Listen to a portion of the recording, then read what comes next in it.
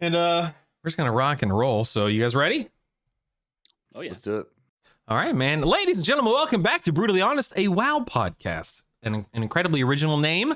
Season 2, episode 3. Last week we had to take last week off. Everyone that I contacted was way too busy with the Race to World First. And speaking of the Race to World First, correct me if I'm wrong, but Echo just had like a 10% wipe on Midnight Falls about 30-ish minutes ago from when we're recording this. So I don't know, maybe they kill it while we're doing I don't know. Why are we even doing the podcast during the peak of Race to World First? Who knows, man? But thank you guys for being here. That's very true.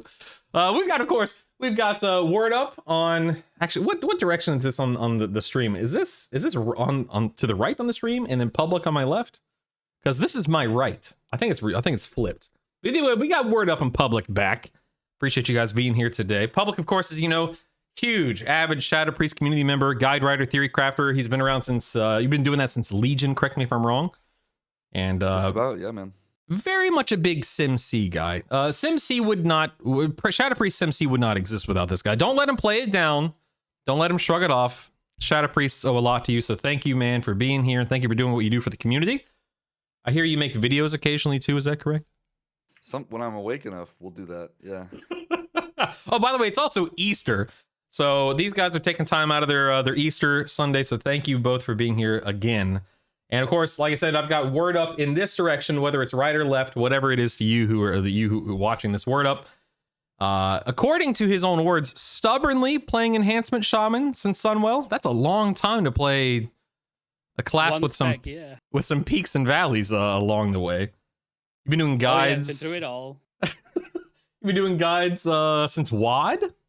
A long time to do that as well. Are you okay? Are you sure you're okay playing Enhancement that long? Well, right now, not so much, but yeah, it's been good most of the time. It always gives me something to talk about. That's true. He says that on occasion when something exciting happens, he'll even risk making a spicy video. That could be interpreted in more than one way, sir. I like to leave it open to interpretation. Usually if it's something that'll get me in trouble if I say something too bad. You know what? What's life without a little bit of trouble? You know what I mean? It's all good. All right, well, listen, like I said, we're in the middle of Race to World First. These guys could kill Midnight Falls any second now. I mean, it's probably going to take more than a few seconds, more than a few pulls, but if something exciting happens during the show, I'm sure we'll see Twitch chat explode. So thank you guys for being here. If you're tuning in live, you can type in the command questions and you can submit questions to these guys in the moment on the fly. But let's break the ice a little bit here. It's been a few months since I've talked to you guys on the show, and it's been a couple of it's been like 5 weeks since the expansion went live, 4 or 5 weeks, something like that. How Publik, let me start with you. How are you liking Midnight so far? Has it lived up to either the collective hype, your personal hype? Are you having fun? What are you doing in game right now? Are you just spamming Mythic Plus? Yeah, I'd say like it's pretty good. I think like this is a really interesting season because of how delayed or like how staggered the launch has been. So I'd say like to me it feels like the longest launch of an expansion we've ever had, with like the delayed season and everything like that. So I think that was weird. I think we really slow rolled into the expansion, and I think like for someone like me that's been nice because I do like to do like collection stuff and achievement hunting and that kind of thing. So I had like plenty of time to do all of that before I dove into keys and things like that. So yeah, and we're kind of full steam ahead. It feels like the expansion for me like almost like launched for real last week with like the launch of like the season actually starting. So I'd say like far and beyond having a lot of fun. I've like toned down how many alts I'm playing, so I only have two characters leveled, my priest and my rogue. Having a lot of fun. I don't know. It's I think it's always new content's always fun, always exciting, and I think the raids so far seem good. I'm a little scared because there's no way I'm ever killing Mythic Midnight Falls in the current iteration. I don't think any of us are, don't worry. I'm sure that's going to get nerfed into the ground before I even step foot in that place. Yeah, other than that, good to go. Algathar Academy has still scarred me from when it was back in Dragonflight, so we'll see how that goes this season. So yeah, don't worry. AA is a scarring process for me as well, considering my best in slot trinket drops from there. So I've just got to pray every week that the stupid puzzle box is in my great vault. For anyone that doesn't know, the puzzle box. What is it? Is it a 2-second cast? Chat? Oh yeah, it's got a I use it every 2 minutes. You'd think I'd know, but it's like either a 2.5 or 2-second cast, and it's so strong and so good that a variety of classes and specs like Hunter, BM, MM use it. But it's so disruptive and so aggravating because it's like, okay, I'm in the middle of my rotation. Hold on, I got to channel this for 2 seconds. Just give me a second. It's anyway. Tangential take there for a moment. Yeah, I agree. It's been a slow rollout. And I rather enjoyed it, much like you said, those first 2 or 3 weeks, I didn't know exactly how I would feel going into it, but I loved how just low stress, how relaxing it was. I talked about this, I think it was on episode 1 of the season, how I found purpose and fun in just flying around, killing rares, getting warbound gear for my alts. There was a lot to love, in my opinion, about that, about early midnight. And I'm still enjoying it now. Like, Mythic Plus is out, ratings out. That's all great. I mean, very much the norm, at this point in an expansion, but I agree. It was fun. Wordup, what about you, man? What's been going on? I think the expansion as a whole is really cool. Like the idea behind it, just the non-endgame stuff. I really like the vibe of the expansion. The activities that they've slow rolled out, some of them hit, some of them not so much. I'm not really a prey guy. I think that's a bit. I could take that or leave it, but I already was a huge delve guy. I love delves, and I think they're even better this expansion. So I'm happy with that. I was settled once there was a lot of delves to do. I feel like it's very easy to be kept busy. To some degree, maybe too much if you're doing alts, but that's not really strictly a bad thing, especially for the majority of people. Being given stuff to do is cool. So I think they've done a really good job game systems wise. That team has done really well. So I'm having a lot of fun. Well, I liked how you specified that team. Yeah. I have to make sure that I draw a line somewhere, yeah. Maybe not every team, but that one team. Great job. So you're telling me you're not a fan of Stormarian Assault? Is that what I'm hearing? Well, I like to stand on the top of the tower and go get a drink. And I know that makes me the bad guy by not participating, but it's not the most exciting thing ever. I don't think I've done that in 3 weeks. Is there any point? Like, it's just rep at this point, right? It's just rep, yeah. Lame. Yeah. Hey, the problem is nothing's gonna beat the Dragonflight events where you were sitting in Tuscara Village helping them cook a bowl of soup. I mean, they just can't top that. I don't know why they. Then they keep trying. They keep trying, but it'll never be the same. You can't fault them for trying because you never know when something's gonna work. But yeah, that was a lot of fun. That's just like the Arkwine World Quest in Legion. They keep bringing that back in some shape or form. And which one is it? So you jump on the grapes. You jump on the grapes in Suramar for making Arkwine. They keep that comes back every expansion too, but it's never the same. I've seen a few quests where you have to trace the circles. That popped up in Legion as well. I've seen that one. There's although quite a few quests that I don't know how much people would notice it, but they're very gacha game-esque. If you've ever played one, not to say that I play them very much. No, but of course not. There's a lot of reflect the mirrors in the delves. That's very gacha. Or do the draw the paintbrush thing, mini games that are very. I won't say tedious, but I do mean tedious. That they ask you to do, but they add personality. They're more interested in going kill 10, not boars. You know what we haven't seen in a few years is that one quest in WoD where you picked up what was it, the gunpowder, whatever it was, and you could trace. Oh my god, yeah. We haven't seen it. I wonder why they never brought that up. A lot of people seem to like that quest. I'm surprised we haven't seen it in so many years. How strange, I know. A big fan of that quest, a lot of people are. Have you guys gotten into Mythic Plus at all? Oh gosh, yeah. I had so me and my friends have done launch parties and launch events for they've done it for a while. I've done it the last couple with them. And last expansion we kind of got, I don't say screwed, but we did the launch when the expansion launched, and basically all there was to do was level characters, and we just Mhm. leveled way too many characters and got burnt out. So this expansion, we were like, okay, we're actually gonna delay the launch party for the launch of season 1 instead. So I just had people fly and stay at my place, and we just degenerate played Mythic Plus the whole week. So Now, um, that's yeah, awesome. it was great. It was great. Loved it. And my friend like decided to tank for the first time, and he chose to play Brewmaster. So he was living life. Well, He was that was loving it. lucky. He was loving it.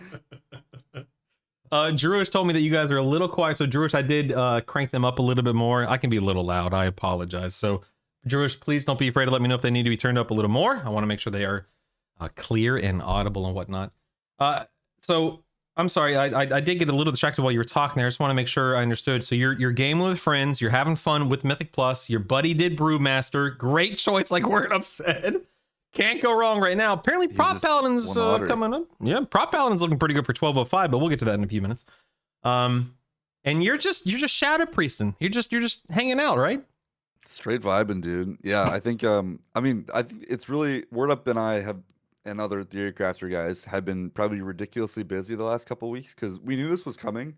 We had this massive drought of balance changes for like almost like 2 months or something. Like there was a long tail it was- between like It you was know a long time. whatever the last one in pre-patch was between the one that happened a couple weeks ago. And they announced that this was happening, which was great. They were very transparent of like, hey, we're not doing balancing until this date. And then on that date, you're gonna get changes every week for the next month or whatever. So yeah, it's been a busy launch, just trying to figure all this stuff out and all the changes that are coming through. So Yeah, it's like I don't want to say it's like a first world problem to be a guide guy who yeah, has to deal with this stuff, but to play the game was really fun. But having like the sword of Damocles hanging over you, where they said we're going to tune, but we're not going to tell you what or how or why, and we haven't tuned for like 4 months, so anything could happen. Kind of just made it really ominous the whole time that you don't really, know yeah. whether you have to get everything done right now because you lose the next 5 days to work out what they've done. That was definitely an experience to go through. Well, so while you guys were talking, I pulled up the tuning pass that's coming on the 7th. That's 2 days from now, as of this recording, and I'm seeing some enhancement shaman changes. What's going on They here? remembered that we're there. Now, There's real definitely quick. some things happening. Real quick, and I'm being sincere. Please, I just want to set the stage. I don't play enhancement shaman. I've never really played it outside of like a little bit in Legion to get the artifact stuff. Excuse me, but I'm seeing lightning bolt damage, chain lightning. Pardon my ignorance, and I'm not trying to be silly. This is not a bit. You cast like lightning bolt and chain lightning as an enhancement shaman? Yeah. We just make them instant. They're not like cast time. Oh, okay, okay. Our resource makes them instant, so we don't have to like stop and start. Gotcha. I had no idea. But please, so tell me what's going on with enhancement shaman. Is it worth playing as of 2 days from now, or is it good now? Like, what's the deal? So how about the marksmanship hunters, huh? There's a really big can of worms. Like I feel like melee in general have just sort of it's a hard sell in raids at the moment, and it's not like enhancement is bad strictly. I don't want to toot my own horn and say it's just an us problem because it's not. It's quite broad, but it's just it's very one note. It can do one thing really really good. It could do really really good burst AoE all at once every minute, and then the rest of the time it just sort of you kind of wish that they weren't there because they don't really do anything else. And then it's not like that's unique to us. There's quite a lot of specs who are just they do one thing, and how valuable that is kind of decides how much you care about them. Because and I don't know if you've noticed this, and I know that Shadow might not be one of the ones who experience, but the difference between being in cooldowns and out of cooldowns this expansion is bigger than it's ever been, like across classes. It's incredibly noticeable. When you press them, you do all of your damage, and then the rest of the time you kind of you might as well just do your taxes or like watch a YouTube video instead because there's nothing really happening. Yeah, Shadow thankfully doesn't have that problem. We actually almost had the opposite problem. There was a period of time in beta where it was a DPS gain to untalent our cooldown. Yeah, So Ooh. that got fixed. That got fixed. We're good. It's all good. We're all good now. But like our cooldown isn't like insane, and part of that's just because they have to balance power infusion and void form. I don't know. They get all that stuff right. But I did notice what you were saying. I'd say more when I was leveling my rogue, like or like I guess pre-tier set rogue, because like sub rogue has always been that way. So I didn't really it didn't bother me too much because I was used to it playing rogue. But I definitely have seen it like in other specs, not sub and other things like that for sure. So yeah, it seems like that, you know, that play style, right? Of like kind of being flat damage or like always having damage and that kind of thing is kind of way more rare than it has been in the past. Yeah. And I think a lot of that has also come to a lot of the niches that you're talking about have a lot more overlap than they used to. Like, Sub Rogue used to be like, oh, they just destroy everything in cooldowns. And now it's like, oh, does everyone just only have that kind of burst? And I think we might have lost a little bit of like those specialties that you're talking about. And especially right now in this kind of balancing environment, like they're really only buffing things. They're not really they are doing some targeted nerfs, but for the most part, they're just buffing underperforming things. But the problem is, if anything is overperforming way too much, you can buff, in this case, Shaman, I'm guessing as much as you want, but if it's not going to touch marksmanship, Hunter, does it really matter? Marksmanship was nerfed a couple of weeks ago. All right, calm down, calm down. To that to overlap to the race, ironically, like I know that a lot of the encounters got a lot of heat for being like too easy, or the raid fell over, or whatever. I was actually surprised how much I enjoyed Voidspire versus the testing, because I really didn't like the testing. Same. I feel like the raid itself, the design was pretty good. It was like pretty conducive to having a really good race. But one thing that keeps getting missed when I see people talk about it is that buff pass that happened right before was like a 15 to 20% raid damage increase. Not like player, the whole raid. And if you increase the whole raid's damage by that much, and no one at the encounter team is like given enough notice to be like, oh my god, we like have to buff Voracious's health by like 50% right now, then of course it's going to fall over, right? Because the whole point is, if you make these fights designed around like how tight the damage check is, because it's the easiest way to make a fight tense. If you tell them no add-on stuff, no funky mechanics, if you exclude that, it just means that you've got this entire extra ceiling to just make mistakes and not be perfect and still kill the boss. So it's no wonder that happened.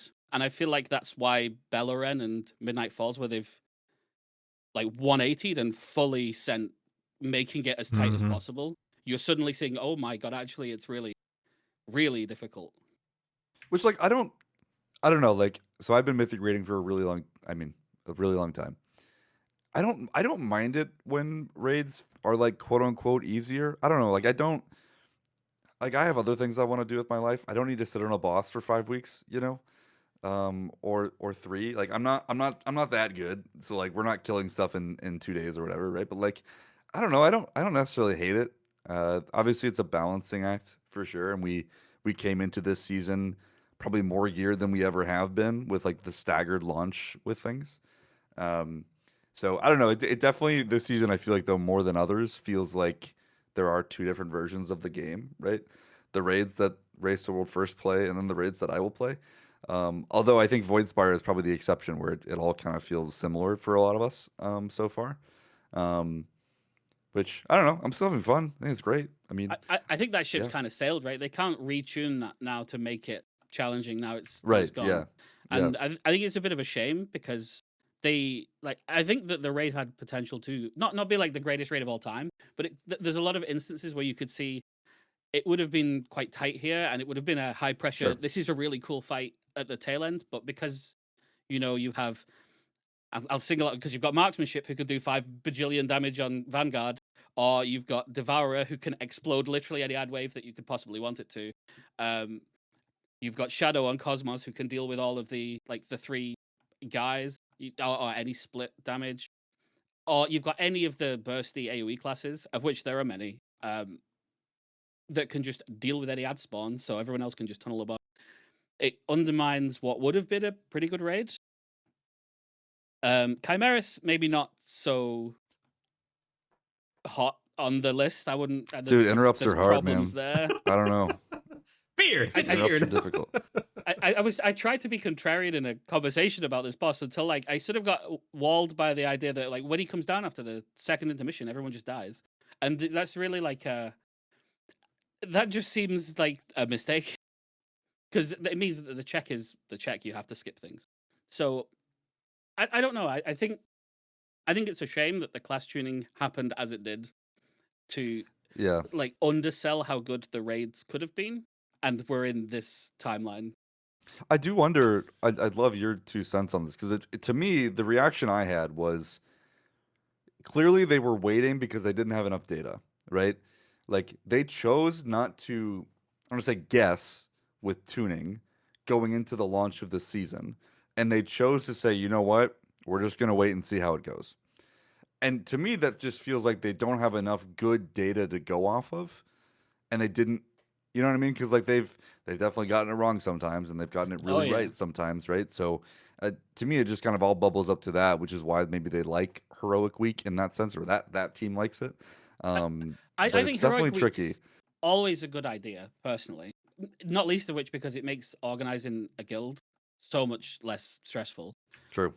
But the amount of time in beta where there was no like, because I'm sure you've gone through this. I know where each beta cycle there's like a 2-month wind down where it's just very slow, incremental, a little bit here, a little bit there. Let's try and get things, and that didn't happen at all. It just sort of all got skipped over. The game released, and then we just got this huge batch of, oh, we're going to buff this by 50% and 15% on this spell and 200% on this one that we forgot about. And when you batch it all together, I think it's almost impossible to get it right in a lot of cases, especially if you aren't nerfing. There's way. There's way too many modifiers in the game, man. Like it is. Yeah. We've been preaching this for a long time, but as soon as the Dragonflight talent trees came out, I was like, oh, I'm screwed. I'm screwed. Because like there's just so many knobs that if they don't think about all the multiplicative things that can happen, things can get out of control so quickly. And I think since that, the reactive changes have, it's just too hard to predict what's going to happen before it happens, So I mean, we can go on a massive tangent on talent trees if you want, but yeah. I think it is. It would be unfair to say that the class team have an easy job in the world that's been created for them. Yeah.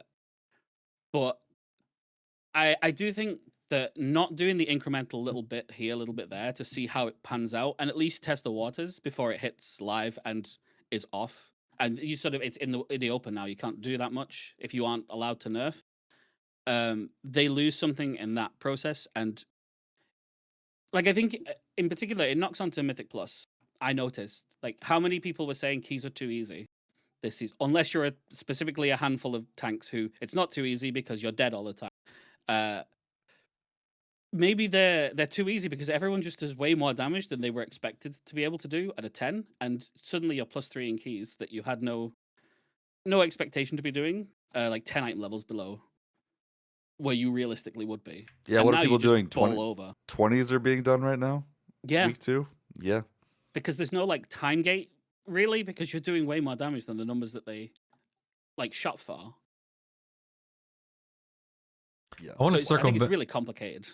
Yeah, there's a lot of nuance that goes into it. I want to circle back to something you had said a few minutes ago, Wordup, in that classes have those, whether it's a 30, 60, or 120 second window where they have their CDs.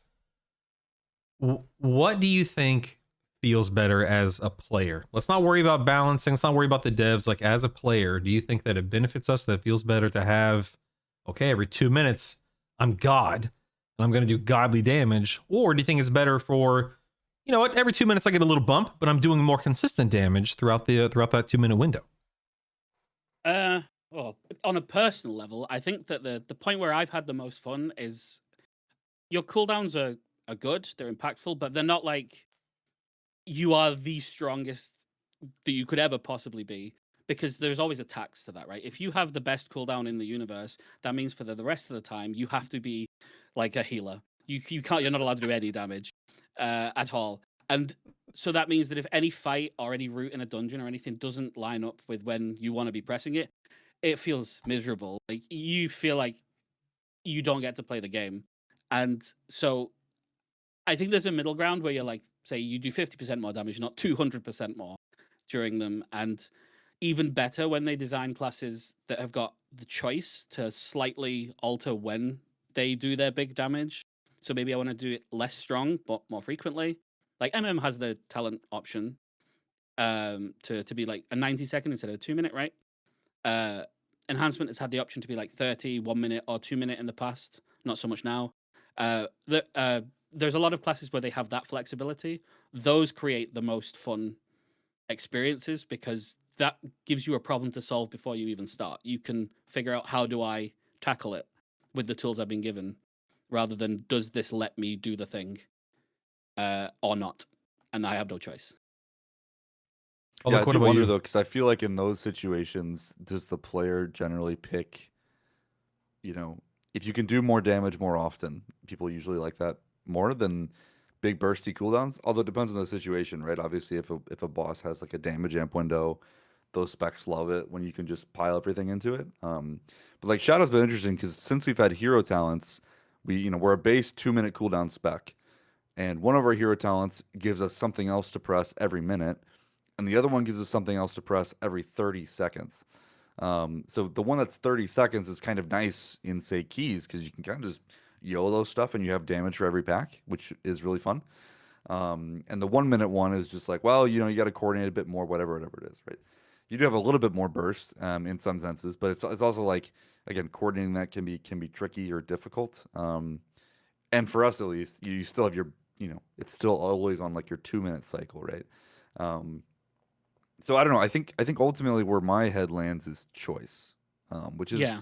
which is difficult, right? Like I would say, like we have more tools now than ever before to offer that, where you could say like, oh, this hero talent can be this version of that spec. This hero talent can do it differently. Where one is more sustain, one is more burst. I would say regardless of that, like table stakes, in my opinion, is what Wordup said first. Is there needs to be a reasonable peak and valley for the spec. Like you can't peak plus 200% damage in your cooldowns, because then outside your cooldowns you're doing nothing. So like there needs to be a reasonable increase with your cooldowns.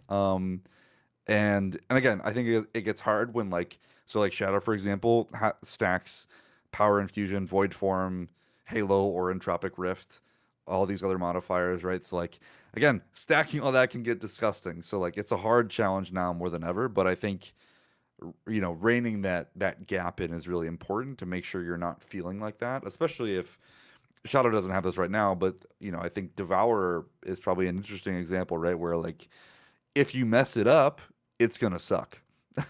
um, Yeah, I think you actually know, exactly. I was going to mention it, but you're right on that. Is that when you condense all the damage into this window, that means that you absolutely have to be on the ball when you do it. And if you make one mistake there, then you basically might as well just go again, because you're Mhm. done. in, You're in the doing tank example, like, damage. yeah, if you mess up your true shot as marksmanship, then is there a reason for you to be there anymore? Because that's just where all of your damage was. Um, and so it puts a lot of pressure, especially in the version of the game where they've made it. Because I think people have warmed up to it being quote unquote simplified versus what they were expecting, that Midnight was going to take everything away. It still hasn't took away that pressure of that you needing to be not only perfect in execution on it, but you also need to create the window where you can't mess it up due to mechanics or anything else. And that's really high difficulty that's not necessarily perceivable when you're playing it to a player. Yeah, and it does anecdotally, it feels like they're trying to move away from that. Like Shadow has gotten way less punishing over the years, and a lot of the changes in Midnight felt like they were trying to take a pass to simplify specs so that couldn't happen as much, or that case was rare. So we are in this interesting shift right now where a lot of players were like kind of craving that skill expression, and oftentimes those skill expressions can come with punishing aspects if you mess it up. But it does seem like the game is trying to shift towards like, nope, it's simpler, right? It's harder to mess up, right? Yeah. So we're in a weird time, I think. Public, as a Shadow Priest guy who's very much involved with the community, do you feel like personally, do you think that Shadow Priest is feeling good, performing well? How does the community feel outside of your own feelings, however? I think it's great, honestly. I think like I'm always in the camp of it can always be better. I always want to see more things, right? Like I think More damage. or like things to like Shadow Priest, maybe I don't know if I'd say more so, but we've always had this meme of like how many reworks Shadow has gotten. And so like we have so many old things to pull from. And so there are so many ideas floating around in the community of like, oh, I wish we had this back, or I wish we had that back, or I wish this was a thing.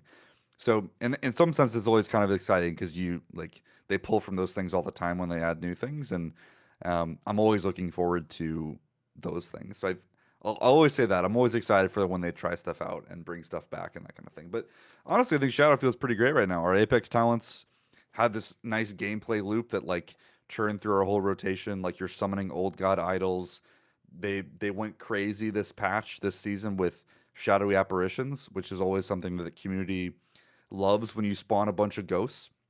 And they really nailed that this season. Like that's where a lot of like the theme has come from, which feels awesome. There's a couple other things that they're still kind of tweaking and tuning on, but I think it's pretty great. I think our the community loves to kind of meme on the Psychic Link thing, which I think is hilarious. And like, yeah, Psychic Link gets changed a lot, but that's just because the way the game does damage changes a lot. So that's our big tuning knob.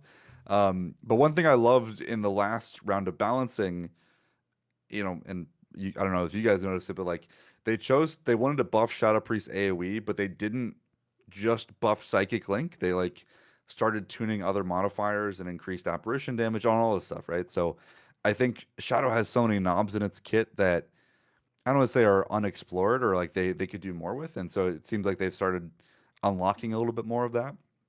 But honestly, it's really fun. I'm having a lot of fun. I think Void Weaver is just one of the best hero talents in the game, so getting to play that's always really cool when you're summoning this massive rift, and then you're also summoning a bunch of ghosts and pets all over the place. You feel like this crazy cool void summoner guy. Um, Not the biggest fan of Archon and the Halo stuff, but it is what it is. But yeah, I'm loving it, man. Uh, I would have piggyback off that to be the voice of the oppressed specs. hold There on, you go, hold yeah. on, hold on. It's Games and Twitch chat that said, "Oh, it's O Snaps Up himself, the marksmanship hunter extraordinaire." That's a shame. Yes, unfortunately, that's where the wind is blowing. No, please continue. Expand upon your enhancement shaman speech. Yes, please go. I don't want to talk for just enhancement here on this one because I know it's not just us. But there are a lot of specs who, if there are a handful who have had a lot of attention, where you can tell that they're doing things like meticulously, or they're at least trying to fine tune what they're doing, and those are by far the exception.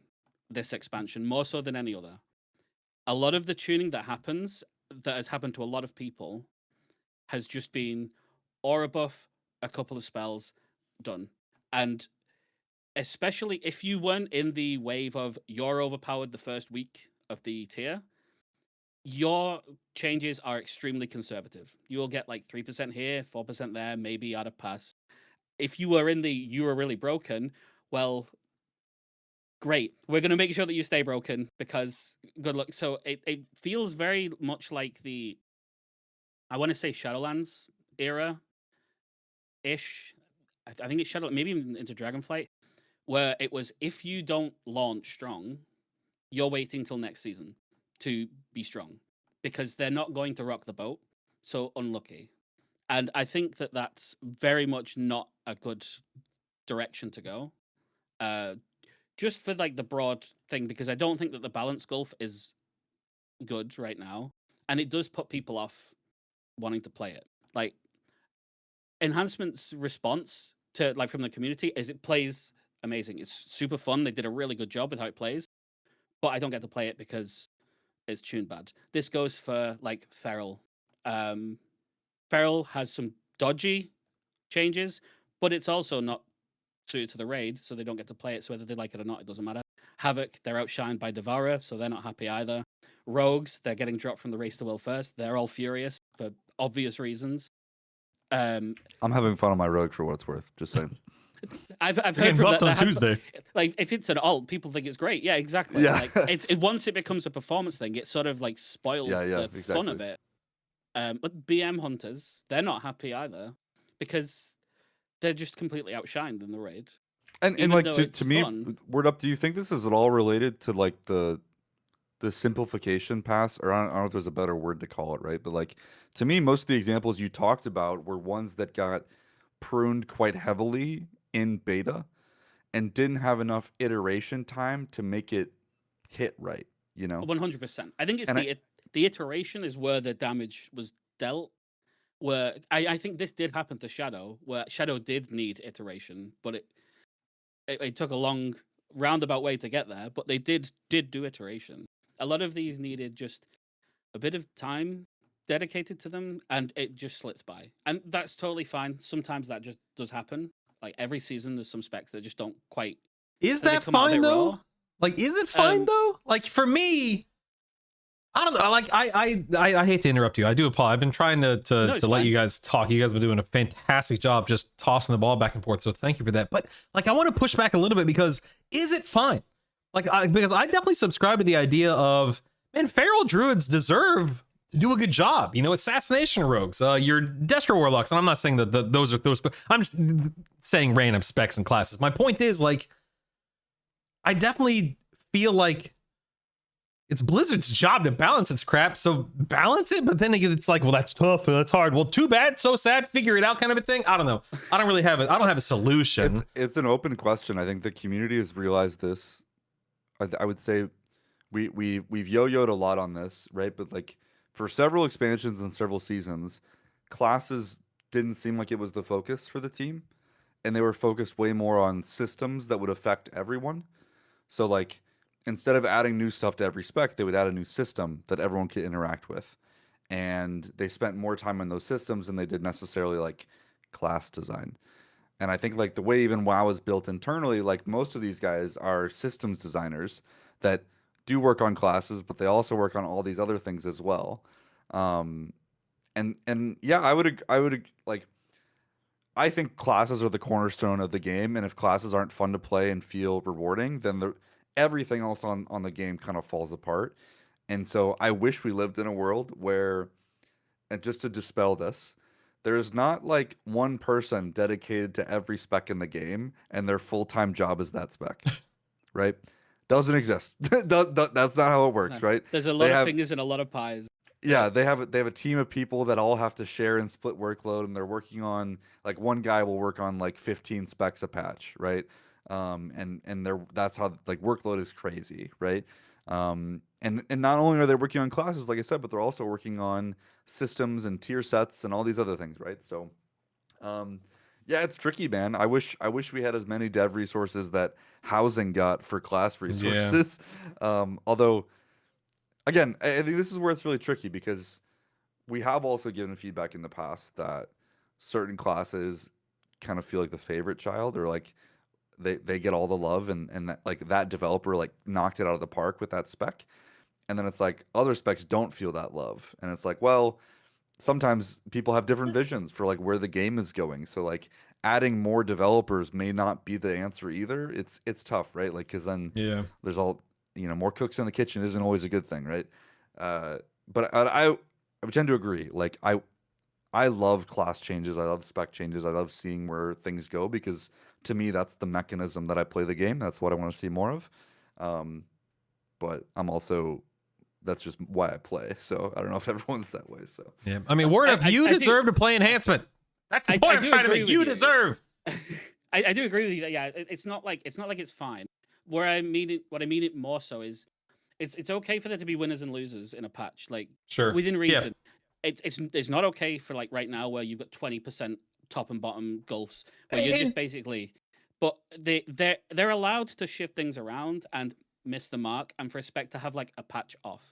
But I'll stick my head above the wall and risk irritating some people here, it's not just Blizzard in some of these cases, it is the community as well. They absolutely incite this, where a lot of the time you'll hear the thing of, you were really strong that patch, it's your turn to be bad, or we've not been good for a while, it's our turn Yeah. to be good. And some specs will take it on the nose and say, yeah, we were overpowered last patch, so we're not gonna like rattle the gates and say that you have to make us good now. Yeah, it's fine that we're like, obviously we were broken, but then there are some who will be really broken on a patch, and then the next patch it's looking like they're not, like they're fairly middle, and suddenly it's like the sky is falling. All attention Mhm. must be put on this sole thing, and it means that for the quieter specs, they just sort of take it, they don't get the attention, and then the cycle repeats, and and as it turns, they end up just going through the same thing.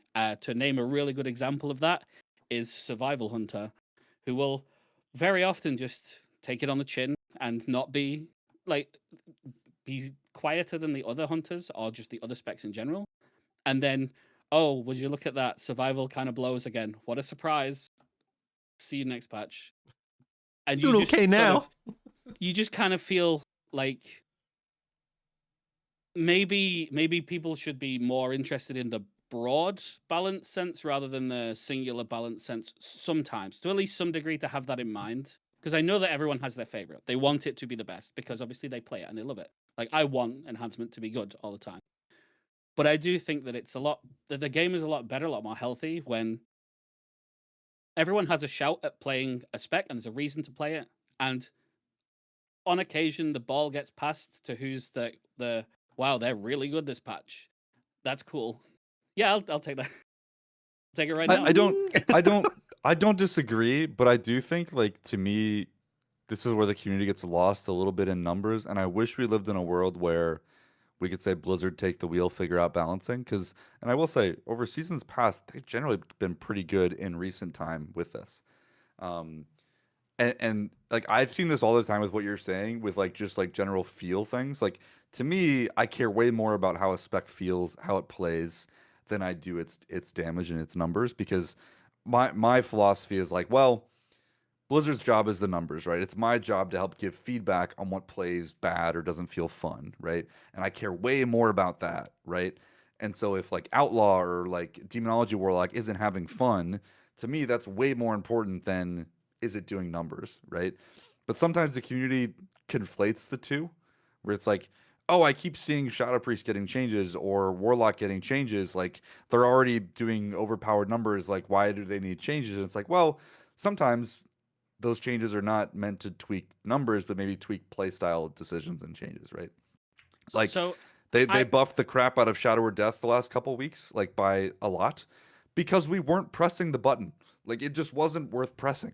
And it's like, oh, yeah, okay, maybe that felt excessive if you weren't paying attention, but like, yeah, sometimes stuff has to get buffed so you decide it's worth playing, you know?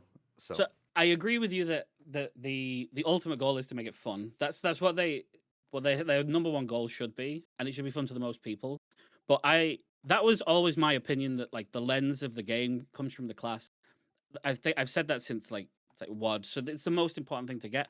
But I was pulled around from that. I think it was Tettles that said something, and he completely changed my mind on the idea that you can't you can't separate the numbers that something does entirely from how fun it is, solely because Mythic Plus true. exists like it does. Yeah. Because it doesn't matter if it's the most fun spec in the entire universe. If you never get invited to keys, it doesn't matter because you don't get to play the game. Well, okay, but getting invited to keys, dude. Okay, I need soapbox for a second. If you guys think it's hard to get into keys because your spec sucks, I want you to list your key and look at how many hundreds of people sign up for it, and be like, Yeah. yeah, well, hey, guess what? You're gonna pick the the five best people. No, you're right, and I think there is also a very large portion of the player base. I don't think this is wrong by any means. Like people play this game for their reasons, right? But there's a large portion of the player base that they play what they play because it does big numbers and that's what's fun to them. They love Yeah, just yeah. doing big damage. And that's great. I love that for you. I think it's awesome. And I think you're right in that sense, and Tettles has that is a fair point of like every spec needs that moment where you're like, "Oh yeah, I'm cranking." You know? They need that reason for a group to go, oh wow, we've got we've got an outlaw rogue. They're gonna do X super well, or it's a reason to have them there. That's not strictly they do all the most damage all the time, but they have something that's like an X factor to them. And it might be shared across other ones. They need more, like, at least one reason versus all of the reasons to not bring them that people will come up with. Mostly the list of they're not X, Y, or Z because they're broken. And I can't reason away the fact that when the gulf becomes as large as it does stop people from being able to engage with, especially higher end content that they'd really like to play on that thing. Partially because they're not getting invited, but also there's like a social or even an internal pressure that you don't want to be the guy at a certain point who's sacrificing everyone else's success for your fun. When you can perceive how much worse it is. Like, personally, I'm playing marksmanship on paladins. I made that decision myself because I couldn't see a reason to be the guy who took the shot. Welcome. I could be the guy who said, I'm taking the shaman spot on this boss over the other two guys because I want to play enhancement and it'll be fun. Even though it's a melee, it's going to take random extra damage that for some reason melee has to take and no one else does, and it'll do less damage, and it can't have the uptime, and it'll die, blah, blah, blah, all the other reasons. And that's the kind of thing that I think a lot of people run into, sometimes a lot earlier than they should on the journey, but it does come up occasionally. Dude, And usually when that's happening, Blizzard like, has made a mistake. My rogue's like mega geared for an ult. It's like 71 or something, whatever it is. 271? Yeah, he's oh my crazy god! As my ult. Bring him on paladins, right? He's got 4 stats, all this stuff, right? Playing sub. I swear to God, in my cooldowns, I can't see myself on the meter. Like I'm like full bursting at the start of the. It doesn't matter. Like people are dwarfing me and like doubling my damage. It's just like, I don't know. Like, but like, is this a paladin's problem, or is this like absolutely? And part of me also like and this is where it gets hard because I love watching the race to world first. I hate some of these the knock-on impact effects that we get from this, right? Because the vast majority of the player base has nothing to do with the race, but gets impacted by these kinds of things where it's like, hey, they couldn't tune, they can't tune things down, and they can't adjust things once they're out, right? So like, I don't know, like part of what you're saying also hits that aspect of it, but it's also so interesting because Paladins is almost a microcosm example of Mythic Plus, where if something's busted in Mythic Plus, chances are it's going to be busted the rest of the season because they usually don't spend too much time on Mythic Plus balancing unless it's like egregious. So I don't know. It's hard. It's hard. I think like Paladins it's the easiest example because it's the one that's like it's the first one that's pushed me off my spec since Crucible of Storms, which is a raid to mention that will like send shivers down. Okay, so it's your first time in a while. I get it. Okay. So it's been a while since I've been like, it's usually me that comes to the conclusion that I can't justify playing it, and I think a lot of people come to that conclusion way too early in the process. Like I played Enhancement on Dementia. Maybe not the greatest idea because Elemental was broken, but it did fine. It was workable. But when there is always a break point where someone can't find the reason to explain to their friends, because ultimately that's who you're raiding with. Okay, guys, I'm going to need you to have a harder time on this boss for my enjoyment. And it takes a certain type of person to like own that hard to people. And I don't think that Blizzard are doing a good job if they're creating an environment that puts people in those situations. No, for sure, dude, that was me on Mythic Tindrol, where my priest could not break his roots, so like I needed help. And when you need help with that, like I'm just like literally like standing there like, hey, please help me, guys. Like I can't do anything. I could use my major defensive to get out, but then I don't have that. I don't know. It's crazy. Why do we bring this guy? I made the same. I'm like, hey, you know what? I'm just gonna play my hunter, and I can get myself out and someone else, and that's like a net positive for the raid, and it made sense, right? Exactly. Like Razageth is a good one as well for Shadow and for a few other classes where you have to say, okay, well, if we're going to take the priest, we also need to make sure that they have an evoker to ferry them around, and then they can daisy chain grip someone else, and then we can get them in. But we can't get them in on their own. It has to be like all of these other things. And so in some ways it's cool as as an officer in a guild to organize this and try and work out how we're gonna like make the comp to do it. Sometimes it's cool. Sometimes it's not so great when you just have to tell someone, I'm sorry, but like there's literally no good reason to have you in here, even though we think you're great. And there's every reason that you should be in. This fight specifically just says no, unfortunately. And like utility's always been such a weird challenge for them, I think, with like not only like the raid buff discussion, but also like the utility balance and homogenization and all the things that have been broken in the past, like mass dispel or whatever else, right? But I will say, like, I wish it was more of a focus for them. It's hard though, because I think like damage is more important than like damage needs to be fixed first. Make stuff fun to play, make utility interesting choices, like those like there's so many layers to this, right? And this like it could be so much work, but it is also it's a game. They have to balance other priorities, right? But like, hey man, should the evoker buff really give leap of faith cooldown reduction for priest? I don't think so. It's toxic as hell. I forgot how mad it made me that evokers raid buff and their whatever the active that like makes it a reduced cooldown. Time spiral. Let's not forget though that not only is it useless for Shadow and Priest in general, it's unbelievably overpowered for Resto and Elemental. Yes, giving them that. But then it's literally useless for enhancement because we don't use that. Oh yeah, you don't. Yeah, but like the best part is now that we're all using the cooldown manager for the most part, the game by default glows that button for me. So I know when my evoker is pressing time spiral because my UI is lighting up that leap of faith is glowing. Like, hey, you should press leap of faith right now. And I'm like, man, I'm really tempted. I kind of want to do it. Hit it on someone. I kind of want to do it. The game's telling me to press it. Like, you can just do it to the closest BM hunter. They won't have any. There you go. No issues there. I think, like one very last thing on it. No, please. I almost made a video on this, but I thought it would be fine to like let the expansion ride. I really don't think that the class team, and I will call them specifically here, they need to communicate in a very specific way, much better. They need to tell people what their intentions are in advance when they're looking at specs.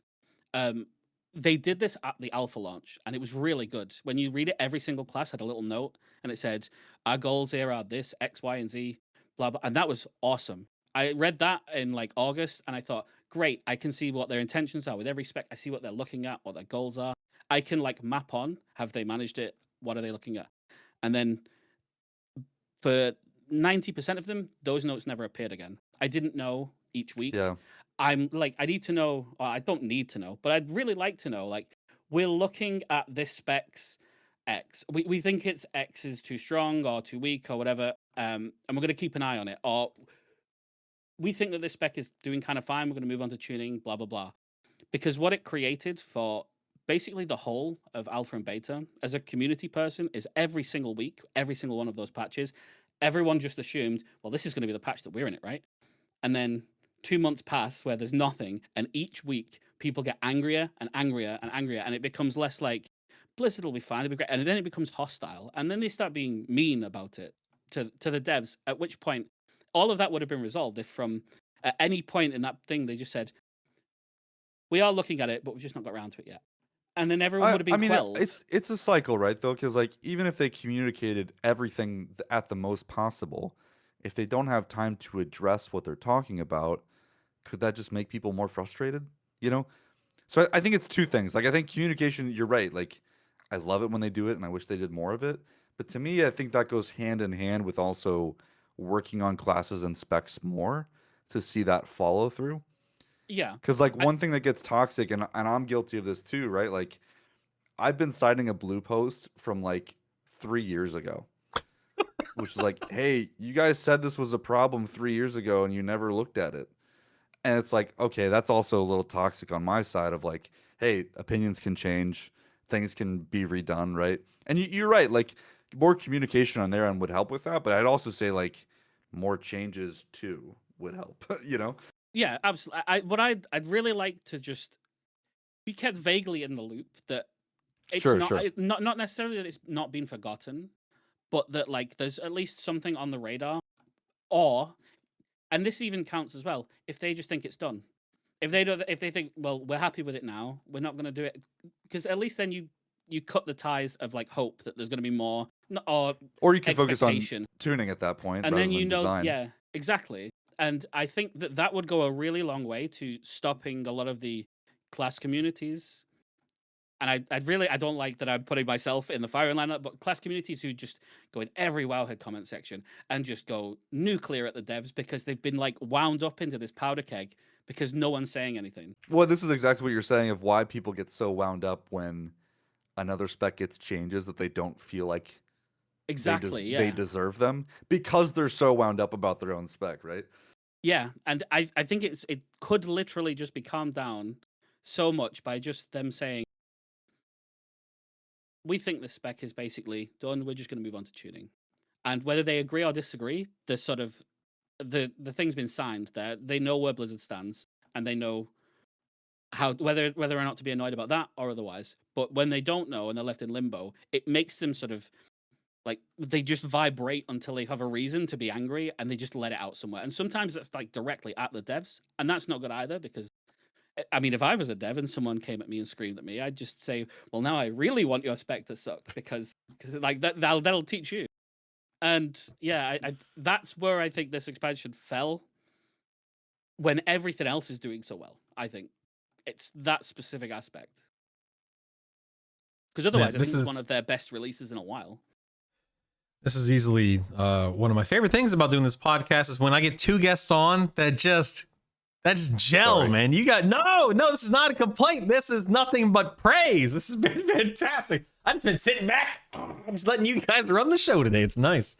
You guys have been raising some great points, and I had about 15 things I wanted to interject with, but by interjecting, it would have just caused everything to come to a standstill. So, man, fantastic. I do want to get us rolling into some different topics here, just because we don't have all day, of course, just due to the fact that we have lives outside of this game, which is just insane to think about. Have you guys been keeping up with like the Mythic Plus stats and the data and whatnot at all? I saw a Wowhead post however many days back, and I decided to jump on Radar.io last night before before I finished the notes for the podcast. And I looked at a whole bunch of stuff, whether it be like spec breakdown this week in Mythic Plus. And you had mentioned a minute ago, Publik, I believe it was you, how people are doing 20s already, which is crazy. Also, shout out to Radar.io, by the way. Some of my favorite stuff the community does is all like the graphics and everything. Yes, like statistical stuff, and that team just does a great job. And Jordan and all the folks in that kind of space. Just shout out to those guys, by the way, because I love this kind of thing. I totally agree. I think one of the reasons that World of Warcraft has persisted and flourished, I mean, peaks and valleys and stuff like that, is because of sites like your Radar.ios, even your Wowheads. I know people love to complain about ads and stuff like that, but man, we are so fortunate that this game has a community and community members that have made tools like this. And this is not, I'm not trying to be a bootlicker or anything like that, because I love it, man. I love data. I love digging into things, and I'm so thankful that people have taken the time to do stuff like this. But apparently AUG is back. AUG is getting more and more important the higher you push keys. Resto Druid's doing really well. Brewmaster, of course. Unholy Surprising DK. no one, right? I think AUG is so interesting as like as a spec, right? And I actually don't mind if it's good in top keys. Like I don't care as much. I think similar to like cooldown design, I care about the gap more than anything. Like if something is dwarfing everything else, like, and it's not even close, like that I think is a problem. But I don't mind if something is good at one particular thing. It is a little frustrating though in the AUG though that like it is still the only support spec in the game, right? For the most part, right? Like you can argue some specs have some elements of it, but like I don't know. To me, that's always been the sticking point. Is like if they're gonna have something like augmentation in the game, it's probably always gonna be really good in those like really high damage environments because of the way it's buffing people and giving defensives, all that kind of stuff, right? Well, I think the big thing is on the AUG specifically is that they're winning from the shift over to cooldown heavy classes. Oh, true. Very true. The way that AUG has been built, especially this expansion, is that their breath is quite flexible, and they can just lay a breath on whenever anyone is exploding a pack. And that's where quite a large amount of their damage just comes from. They just do a big breath and everything explodes because everyone's just doing explosive damage. So long as cooldowns are as strong as they are, Org will always be good. It's not necessarily like that Org has been redesigned into being perfect and well tuned and all of this. It's just literally that breath is built to make cooldowns stronger, and cooldowns are already really strong. Mhm. And they've made it a lot healthier too. From everything I've seen, like pulling away the buffing the tank and healer, like survival and defense, that was a really good move. They've got just more personal damage. Evermite's not as annoying. Prescience, I saw the recent one. It's auto targeting now based on cooldowns, so that they don't have to fart about with their raid frame. So Org is one of those ones where I think it was in line to get changed to be less of a risk at all times. And you see it now once they've got it there. It's fine. People aren't complaining like they used to, where it was oppressive, and that's great. There's quite a few specs that have just like popped up like that. Brewmaster is another one that got mentioned before. That they're suddenly fantastic, and that's great for them. Well, we'll see how they feel on Tuesday. Well, Dude, I like hot take, but like I love it when tanks are happy. I guess. Yes! I don't know. Like yeah, I love it Totally when my agree. tank is just like doing big damage sometimes and just loving Yes! life and like threat is easy. I don't know. Like I love that because like I like fundamentally I think the game is better when more people love playing tank, and healers like for sure, right? But I think Yeah. tank more so, because I want more tanks to play and carry me in keys, you know. Mhm. So I just wish wanna more say, tanks had that moment, you know. There's a couple of tanks that are fine in that, but there's a lot of the other ones just aren't. This expansion in particular, they've put so much pressure on the tanks to well to live. They have to because they're getting so much more damage than everyone else. Like in the raid, I'm not sure if anything is lethal enough in heroic to kill someone normally, but a tank sure is gonna die to basically any of those tank busters on a bad day. Mhm. In keys, it's not much different. They have to do that. They have to plan the routes. They also have to get the cooldown timings right because everything's about cooldowns. So tank stats, from what I've heard and what I can observe, there's just less tanks available unless you're playing those like handful of specs that can live really easy. Yeah. And that's a really risky. I don't think it's fair to put that much pressure onto the already high pressure role that has to do so much in a key, without some sort of more agency to it, because they do just die almost at random on some of the specs because they just can't take the damage that's coming in. And it's really interesting, like from a tank perspective of like, I'm guessing they're throwing these tank mechanics at them to like feel like they're doing something, right? Which has always been the case traditionally. Like if you go all the way back to like classic, like you basically just sat in front of a boss the entire time, and that's all you did. That's all we knew And back so then. so they started adding like taunt swap mechanics and like things like that. But I think where you touched on Wordup, which I just to plus one it a little bit, is like, but nowadays they have all of those things still, where like you need to taunt right now or you die kind of mechanics. But then they also have to do all of the positioning stuff of the raid fight, right? So we're like, it's now been layered with so many other things that I feel like it's gotten a little egregious sometimes of like, hey, like on Paladins, for example, like if you mess this like 1 second taunt up, like you're just one shot dead. And also you have to position the boss the entire time and like move everything around the room. And it's like, man, it's like, I feel like for tank mains, they probably love it when they get it right. But I feel like it's a massive barrier to entry. And Mythic Plus is just that times 10 in a lot of cases, right? Because they're like coordinating so much of the route and all this other stuff. So yeah, I really wonder, like I feel like the tank role in general is like almost due to be busted overpowered. And I'd be fine with that, you know. I think they just Same, need man. like a little bit of a pressure valve taken off where they just Yeah. where it's not all on their shoulders. Like in Mythic Plus, I think it has been for probably too long. But like even in Raid, especially with the UI things that have happened, when we did dragons, and we have a blood DK tanks, right? And I have a decent amount of sympathy for the fact that you have overlaps where he's got to think about the tank buster that he's got to swap the dragons around, while he's also about to get a beam that if he doesn't place it properly kills the entire raid, and he's got a mass grip on top of the right person at the right time for the orbs, all within like the space of 2 seconds. And is it any surprise that one of those happens late, and then everyone gets a bit mad because the thing that they were expecting to happen didn't happen. And then you think about it, you think, well, did I get all 5 of the things that I had to do in the exact second correct? Probably not. So one of them is going to fall over. And is it fair to be placing that much of a pressure point onto one guy that consistently? I mean, what do you think the if you want solution them to is? keep playing the game.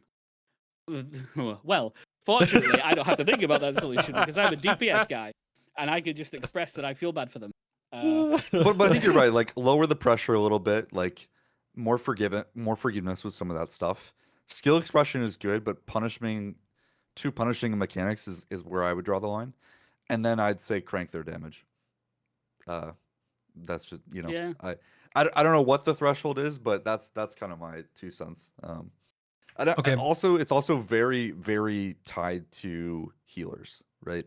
And I think healing this season is the weirdest, most frustrating thing ever for me. Like, I played a priest for a long time. Before that, I was a holy paladin main. It's like I've been healing I've been healing my whole WoW career basically. This season's kind of crazy and not in a good way. Like raid frames are all over the place. Almost every healer's had to change the add-on that they use for raid frames, or if they haven't, it looks drastically different and they can't do as much as what they could before.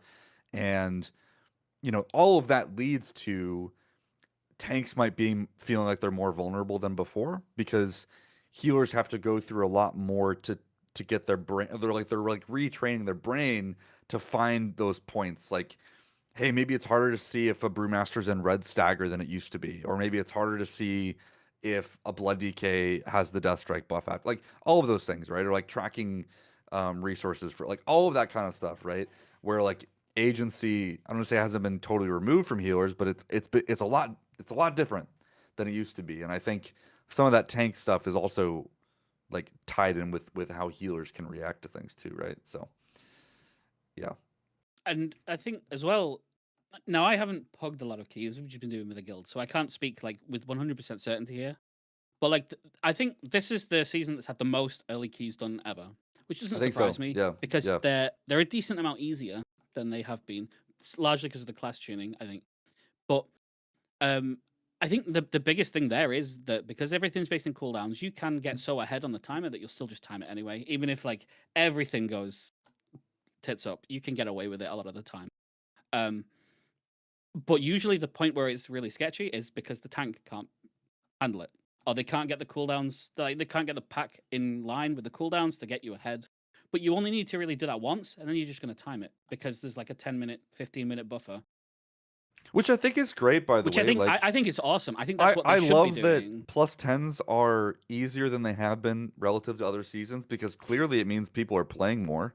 Yeah, and lowering that barrier to entry is just so cool. I love that. I'm gonna throw out some numbers real quick since it's relevant to what we're discussing. So I'm looking right now. Midnight Season 1, 5.1 million total Mythic Plus runs last week in week 1. So this is Midnight Season 1, 5.1 million Mythic Plus. If we just look at, and we're only going to compare the War Within Season 1. First week of Season 1 was 2.4 million. So we're talking, wow, that's over twice as many Mythic Plus keys, if I'm not mistaken, right? My math adds up there, right? And then we also look at, hold on one second, let me go back to Midnight Season 1. This week we're currently, we still have one more day in North America. We're at almost 2.2 million this week. So it's definitely gone down. But if we look at the Mythic Plus level, I mean the graph and by the way, this data for anyone watching me, this is on Raider.io. This is updated as of today, so this is currently relevant right now, up to date. This week, my God, man, the amount of Mythic Plus 10 runs is out in a good way. Like you guys said, I agree. This is fantastic. The more people that are involved, the better. We're at total runs of Mythic Plus 10. I just want to make sure I'm reading this correctly. Yeah, that's weird. It says it says total. Well, that's entire season. Okay, let me look. I'm sorry. Let me look at this reset. This reset, we're at 800,000 Mythic Plus 10 runs, and timed was 729,000 of them. That's incredible. It's incredible. That's great. Lower the barrier of entry. Yes, I agree, man. I totally agree. I think everyone to some degree who's been playing a really long time must have noticed that, especially like in the Shadowlands through War Within era, the very high end group of players was starting to get a bit thin on the ground. Mhm. Like everyone knew each other because there wasn't like new people coming in. And there's nothing good about stopping people from having the on ramp to at least try it. I agree. Because there's a lot of ways that they get told they're not going to get to do it, and then eventually they just go, "Well, why bother? I'll just go and play something else." And Blizzard did need to do that. I think there's a lot of ways that they've done it this time around. The ease of gear, I think, is an enormous improvement this expansion, and it's not close compared to basically any other expansion. Just the number of sources that you can get decent items.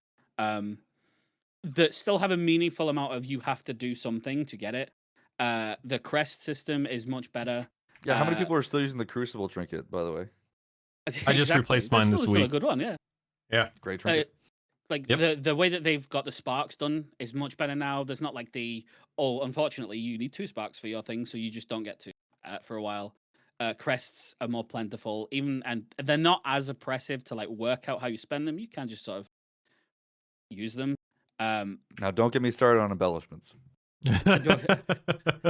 I'm talking outside of the having to work out which is the best one to tell people, because that stuff was not cool at all.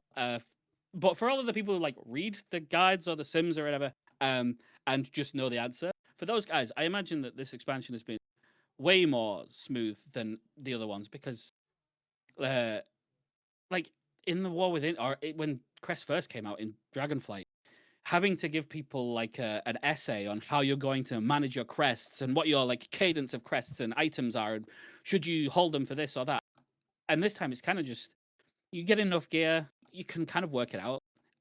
You know where you're going to get your upgrades from, and you can Also, the content is easier. Like, this is the other thing. It all Even kind better, of plays yeah. together, right? Like, when the barrier of entry of walking into raid or walking into keys gets easier, you don't need to be as fretted with like the min-max of crest upgrades, right? Because it'll all just kind of work itself out when they get it right, you know? So I don't. Also, by the way, no Valor Stones, by the way. Amen. huge- Oh my god. huge W. I don't think there's a single person who misses them. Yeah. Do you remember when there was like, we were so bored and had nothing to complain about, and people were mad about it having a gold cost or something on the beta? Yeah. It's like, guys, But It's that been went such away a real quick. non-issue. Oh no my one said god. anything about it now. Yeah. I will say, and I'm gonna just wind up repeating everything you guys have just said. I agree, man. Lowering the barrier of, I mean, the way that I look at it, you know, WoW is a 20-plus-year-old video game. Bajillions of people have played this game, and bajillions of people no longer play this game. And so to attract a new audience, to attract the people who have left and maybe might wind up playing again one day, having your in-game systems, your raids, your Mythic Pluses, your whatevers, being accessible, enjoyable, fun, not this overwhelming, insurmountable thing that you have to endure, and just there's not that friction. I believe one of you said that a moment ago. I look at it in maybe there are some drawbacks, but I look at it as nothing but a good thing for the player base at large. Like, it benefits us all the more that people are involved in the game, whether it's, you know, housing, Mythic Plus, PvP, whatever. We just want people to play the game. We just want people to have fun, and we just want to have, you know, enough people to play to do our Mythic Plus runs and whatnot. I love it, man. I think that Midnight, for all of its faults, whether it be you want to point a finger at balancing, or whether you want to point at, oh, the raids are too easy, whatever it is, I think that Midnight has been successful and enjoyable and a breath of fresh air and a step in the right direction. And I think that the difficulty, or lack thereof, whatever you want to call it, is one of the key points, one of the drawing points to get people plugged back in. And I think what you'll see because of that is, I bet you more guilds step into Mythic this season. Yes, than and they that's the usually point, do. right? Yes. Yeah. And I bet I mean, you you more saw the people Hall of Fame try close. doing plus 12 keys than they used to, right? Yes. You know, and I think that's great. I think that's great. I don't think that every single person needs to be aiming to be a race to world first gamer, right? And not everyone can be, not everyone wants to be, but yeah, man, if more people can enjoy Mythic raiding, even if they only go 4 out of 9, 6 out of 9, whatever it is, great, good. More people are interacting, more people are being involved. I love it. I'm sorry, please go. You need to give them content that they like. They don't feel like it's out of reach to a reasonable degree, because it shows when someone steps into Mythic from Heroic who wasn't doing it before, it shows that they're enjoying the game enough that they want to find something to do in it. It's not just I'm chasing to complete the goal. It's I'm playing the game because I like the game, Yeah. And that's the type of player that you want to be fostering. Like, I would love to know, did the cracked keystone from Delves actually influence people to go and do Mythic Yeah. Plus? Because I That's a love good Delves, question. and I know that there are a group of people who just only do Delves, because they don't want to do group content. But I wonder if any of them thought, "Hey, I did an 11, and it's telling me that I should go and do a keystone now. Does the game think I'm ready for it? Maybe you should give it a try." Sure. And then they go in, and hey, it's fine because it's now easier. This expansion. Maybe Yep. I'll do more Mythic Plus. Did that actually have a knock on? I think that's the type of lead in that Blizzard should be Yes. leaning into, to sort of breadcrumb people to content. And then Yeah. that they they did the might same thing like. with Prey, right? Like the Prey system, weekly quest gives you the delve item Yeah, to go to Mhm. Delves. to then spawn a map to then get the yeah. It's like Yeah. yeah, I think it's great. More of that.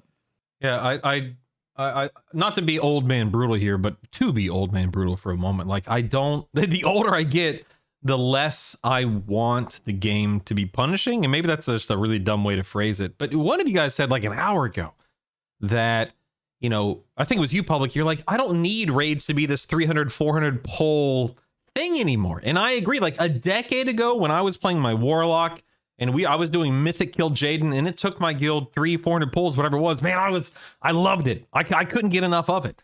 But I'm old now. I'm good with around 100 pulls. I don't need it to be this overwhelming thing, you know.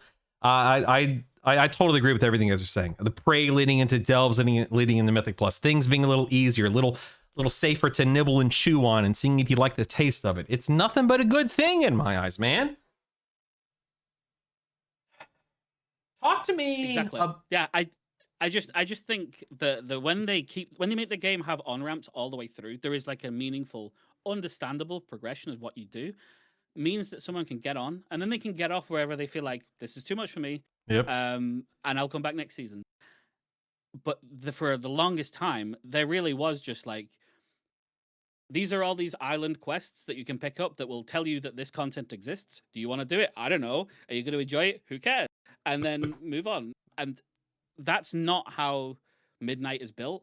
And it's not how the game should have been built for a really long Well, time. okay, hold on. Word up. Where's the on ramp for talent trees, eh? That's why you use the starter builds and never touch it again. But yeah, like that's resist. obviously a problem. Yeah, that topic gets brought up almost every episode, and the overwhelming amount of people that have been on the show, which is like 40 people collectively, very, very, very few of us are fans of the current talent systems. But like you said, that's a big conversation that we can get into if you want to. I will say I need to shout out just the team at Blizzard. You know, I think Shadow is probably one of the only specs in the game that's had this, and I do have to shout out how cool it is. Ever since hero talents got introduced in the War Within, every single season, both of our hero talents have been viable and have had niches where they're fun to play and where they're good. And you'll see in all kinds of content, people will pick both. It's really cool. Yeah. It's really cool. I wish more specs had that. Yeah. I want to say that I don't dislike the talent tree personally. For me personally, I think it's awesome. I just know that the knock on to literally 90% of people don't get out of it what I get out of it. Just give me what's better, man. Just give me what's better. And the same Copy goes and for paste. like, we had enhancement had hero talents before hero talents existed in Dragonflight. We had two completely isolated builds that played completely differently on the hero tree. Oh, sorry, on the spec tree. I thought that was like one of the coolest things ever, that you could have a spec that's two things at once just from its talent tree. But like the more I thought about it after, and when hero trees came out, it kind of feels like, do you want to segment the player base even more? Because what that did at the time was you had people who were on one side of the camp, on some on the other, and they didn't like either, like the other one, and that's it. They're not playing it, and it still happens now. There's people who only want to play Stormbringer, and they'll never play Totemic. And when Stormbringer's bad, they're really angry because it's not fair because they can't play the class. And it's so interesting. Yeah, no, you're definitely right. You have to wonder, does that benefit the spec? I mean, it benefits my enjoyment of it because I've got two things to do. But when you fragment the player base and they just start infighting, like I'm sure Shadow had it definitely with was it the old Void form? You had like people who are super into the old. There's Void Form and Dark Insanity. Ascension stuff. Or I mean, yeah, we've had it so many different iterations where people like Yeah. want the ramping Void Form versus the new one. Yeah, that one. Yeah. And they really, really, really love that. And because that's gone, Shadow just doesn't exist. And then they'll keep bringing it up. And maybe it's time to let it go. And that's probably it's really cool, but maybe it's not for the best if you want to make the game more approachable. I don't know. I think Hero dude, Trees have when- not made when- it easy. When Surrender to Madness came out, I always tell the story because it's funny. Like, that's like when I first started playing Shadow, it was like Emerald Nightmare and stuff. I'm like not even joking. My guild wasn't that serious, but like I would mute Discord and put on classical music to keep my heart rate down. So I could What? focus enough and not like freak the F out if I like because if you mess up your Surrender to Madness Void form, you're just dead. So like I was like, Oh, is that the locking moment where in. you would literally die, right? Like it would kill Yeah, you? Yeah, horribly. Yeah. I'd forgotten all It would, about it would that. really, Holy really moly. super kill you. There Big wasn't dead. any coming back. Yeah. So anyway, again, was fun for me at the time, but not healthy. So yeah, it's a balance. That's fantastic. Well, shout out to BM right now. BM hunters are doing great because you have pack leader for single target raid stuff most of the time. You have Dark Ranger Dark Ranger's cranking Mythic Plus again, which awesome. And then Sentinel's basically the only one you play for MM right now, if I'm not mistaken. I don't even know what the other one is for MM, but It's Dark Ranger. that's right. Yeah, it's Dark Yeah, Ranger. I don't think unfortunately. people. Yeah, I don't think people take Dark Ranger MM for much, if anything, at the moment. But yeah, and yeah, And then BM. there's I rogue like. hero talents, which just Fun. make you sad. It's fun. Not good. I just don't know what they do. It was, Hey, speaking of not Yeah. good, how about that March on Quelled and Oz cinematic, huh? Any I don't know what you're talking about. any thoughts on the old cinematic? Eh? It's a thing. I think it's just best to leave Blizzard to do what they're going to do. And you never know where it goes. Like, I thought the cinematic looked Yeah, quite cool. yeah, beautiful cinematic. Always is beautiful. Yeah. Like, I don't think that the cinematic team has had a misstep for basically 2 or 3 years. For how and they look, right? Yes, for how they look. Right. Okay. And I just make especially sure. can't criticize it because I know I have a friend there, and so I'd never ever say anything bad about No, her work. of course not. So, but like especially some of the trailers and stuff have been fantastic, and I think that the cinematics are still good now. It's just if the story and content in it doesn't vibe with people, that's Yeah. not their fault. I mean, I've been saying for a long time now, I do not play WoW for the story. Every once in a while, something's like, oh, this is cool. I like this character. I like this storyline, whatever. But by and large, or as a whole, it's just not good, in my opinion. Not to disparage anyone's hard work, but that's just not my cup of tea. It's gonna be weird too, because like presumably next patch is gonna be like Zulamon stuff and Amani things, and so I'm guessing we're probably gonna like this thread of the story is likely not gonna be tied up for a little while here. Mm-hmm. So I'm curious to see if there might be something else that gets released once the boss dies on Mythic, or if 1205 brings something that kind of ties people over. Yeah, what do we'll we see. know what the 1207 raid is yet? I can't remember if they've announced what the actual raid is. No. Okay, we just know that there is a one. I think it's a one boss raid in 1207. So maybe that will tie up some of the, because we don't know what happened to Terralion and Ilaria yet. We know that she got stabbed in the back. She's probably gonna be fine. But Something we don't definitely actually happened. Yes. Well I said, don't know sir. what So this story, they kind of have this impossible, because the game's been going for so long now that it is literally impossible to have done it for that long and not had a story beat that someone Mm-hmm. violently hates. And it only takes one of those for them to just think, wow, this story blows, and everything else is bad now retroactively. So And so they must have stepped on one of those landmines, like every guess. patch, no So matter we what. were real quick. Whether this be one of you two guys or Twitch chat, somebody just, because again, I'm very disconnected from the story intentionally. I am ignorant by design in that regard. I don't remember interacting with Sylvanas at all in Midnight so far, and then she just You did. shows She was up. in the prequest. She was in the prequest to do Is that the one with Yeah, the Eretor where they go to the maw? Yeah. Okay. So you had to do the pre-quest to understand the significance of her showing up there. I mean, what happened in that pre-quest to there was- have her show well, up? There was also like I would say that the underlying theme though is that like the Windrunners are in this patch a Hmm. lot. Right. So like it's her family, you know. So you're in Windrunner Spire. That's like her old house, right? Like Illyria is a big important player. Like all of the Windrunner sisters are like in this. So I think that's how she ties in, right? It's like because it's her family. So Family. Lord Hat. Yes, there it is. You know what? All I need is my Shadow Priest Legendary because it's Salatath themed expansion. So I just need my Shadow Priest only legendary item. Please and thank you.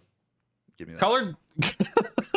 Colored Toad asks, how did Illyria get stabbed? And then I don't think that's Verisa, not Illyria at the end of March and Quel'Thanas, right? Pretty sure it's Verisa. Colored Toad. Yeah, I could be wrong. We were busy fighting Illyria in the other raid. It's Right, Verisa right. in March. Right. Yeah. I say this not having like being engaged with it in the same way that you. Right. I'm pretty sure that it's the third one that you barely meet at all. I'm pretty at sure. any of the Correct. points. Yeah. Correct. The little sister. Yeah, they're all the same. They all look the same. Yeah, I agree. Are there any particular fights across the 3 raids that you guys are just really just loving right now? Whether it be because of your class or just how the fight unfolds? I think Illyria is great, to be honest. Crown of the Cosmos? Wait. Oh, yeah. Crown of the Cosmos, right? Yeah. Yeah, if I had to pick one, I think, yeah, that one's great. I like that fight. So let me pick your brain real quick. Wordup. I'm currently maining marksmanship in the raid. Not playing the best I've ever played, admittedly. This is probably the worst I've played in a long time. Maybe it's because I've taken like a 6-year break, but that's neither here nor there. I'm surprisingly not enjoying Mythic. You're on Mythic Light Vanguard, right? Yeah. That's so the reason that I now have to. Yeah. Just wanted to make sure. I'm currently also progressing Mythic Vanguard. I'm surprisingly not loving it. The fight itself, I just find the fight to be this like just paladin stuff, man, and it's annoying. There's just slop everywhere. Yeah, I'm just not loving it.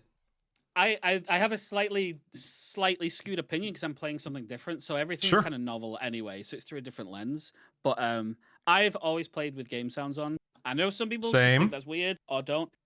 And I'm with you. My God, they've made that fight lore accurate because paladins never shut up in the community, and Dude, they never shut up in that fight. What's the red paladin's name in that fight? He just sounds so bad to me. Lightblood. I think they shout about shields and protection, and I've heard it so many times in between all of like the gong sounds of them. It's just very overwhelming. It's very loud and it's very yellow. There's a lot. There's a lot going on. I will say I love thematically that they've done now 2 council fights that are themed around a class. Like I think that's actually very cool. What was the other one? Like the Demon Hunter one. Oh right. Manaforge. Yeah. I think that's really cool. But it doesn't necessarily make for a good fight though. I feel like it's so hard to not make it just feel like a mess of mechanics when they do that kind of thing. Yeah. I don't think this one's as bad as like say Council of Dreams was or things like that, but yeah, it's a lot.